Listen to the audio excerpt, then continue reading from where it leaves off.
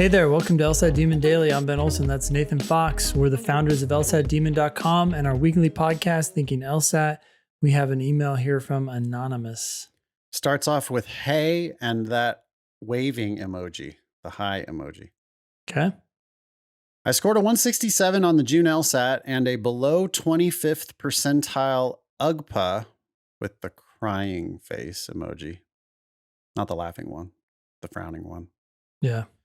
It was my first attempt and fell within my range of 164 to 170. My diagnostic was a 145. I still get -0 on LG, a range of 2 to 6 wrong on LR, and a range of 4 to 8 wrong on RC. Okay, so congratulations on your 22-point improvement that you've already made. I'm also a URM male, parentheses, if that still gives me a boost after the affirmative action ruling, which we just won't know until schools release their actual racial diversity, or someone does a study of the racial makeup of the law schools a full year from now. I mean, because I think we get new data after the class starts, right? After September 1st is sometime when we would find out about the current class, and the ruling didn't even affect the current class. So it's real speculative how much the Supreme Court decision is actually going to affect law schools. We don't know. And we won't know, I don't think, until they start talking about it, or until we have data a year and a half from now. I sometimes get discouraged about continuing with this process. Wow. You've improved by 22 points and you're getting discouraged. Wow. Yeah. I mean, thanks for sharing that.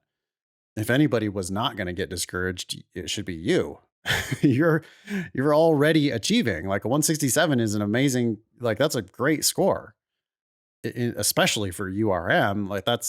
You would be a highly sought after candidate. I get discouraged though. After all, I want to go to law school and practice in my home state, and that score is above the 75th percentile for both law schools in the state. Why are you discouraged?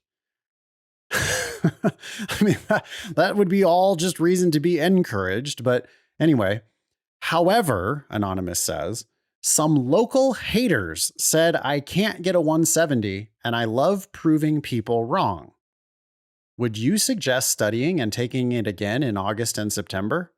I have 4 attempts left, but I already have the option of applying early with a score that can get me into my local schools. Also, what do you recommend for people in the 160s who want to reach the 170s? You mentioned in a previous podcast that you need to know the difference between necessary assumption questions and sufficient assumption questions on logical reasoning. That's true. Do you have any other recommendations for people who are trying to go from the 160s to the 170s? Thanks, Anonymous.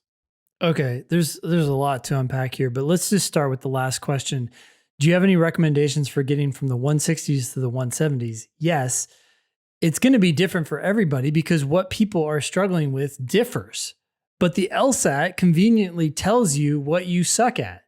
So when you get 167 or 165 or 169, whatever score you get, that means you got questions wrong. So look at those questions and try to figure them out. That's where you're going to make progress into the 170s. Yeah. You're missing 4 to 8 on reading comp and 2 to 6 on logical reasoning and 0 on games. So it's excellent. I mean, that's the other, another thing that I would commonly say. How do you get from the 160s to the 170s? I would go, well, are you perfect on the games yet? Because if not, you need to do that.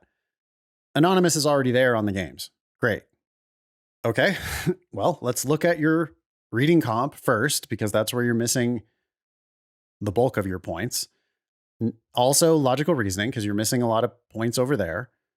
Which questions are you missing? Why are you missing them? That wrong answer that you chose is wrong for reasons. And you could have sorted that out. I mean, you didn't sort it out in the moment, but that wrong answer is wrong. You didn't catch that. Not only that, but the right answer is right. And it was sitting there on the page the entire time.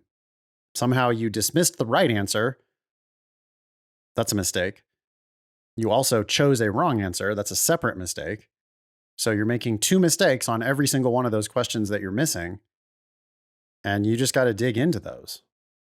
Spend, what do you think? 50% of your time on reading comp, 30% of your time on logical reasoning, and 20% just make sure that you're going to reliably ace the games. Yeah, totally fine. And something like that. And, stay on that grind of just take your mistakes seriously. Think less about your 120 to 180 LSAT score and think more about every individual mistake that you're making. Yep. But yeah, fuck the haters. You can easily, you've already made this great improvement. Why don't you just keep going and get something in the 170s and tell them all to fuck off? It's weird though, because I feel like Anonymous is trying to get the 170 not for his application, but to prove these people wrong. And there's also this, it's like, do this for yourself. Yeah. Do the 170 because you set a goal and you can and will accomplish it. Not because people said you can't or whatever. I would just ignore them. Make the decision to take the test again because you can do better and you want to see yourself do better. Or decide that, hey, this is good enough for you and you want to apply to your local school. Although I would prefer you get a higher score and apply broadly. See what options you get.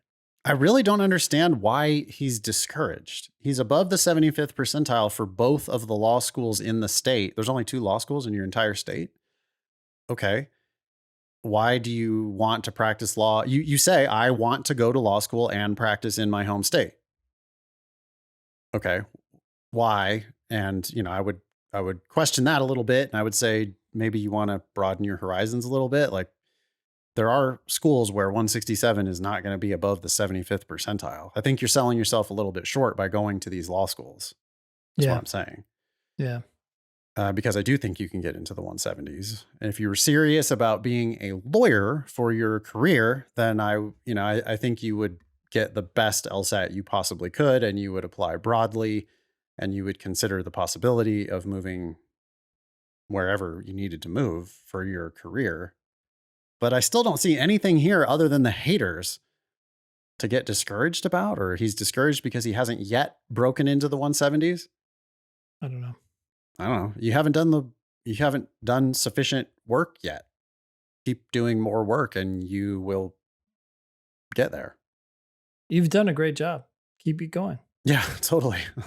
And it's just like, fishing for tips and tricks here at the end. Like, make sure you know the difference between necessary assumption questions and sufficient assumption questions on logical reasoning. Yeah, but make sure you understand the questions that you're missing. It really does boil down to the individual questions. Why are you missing 4 to 8 questions on reading comp?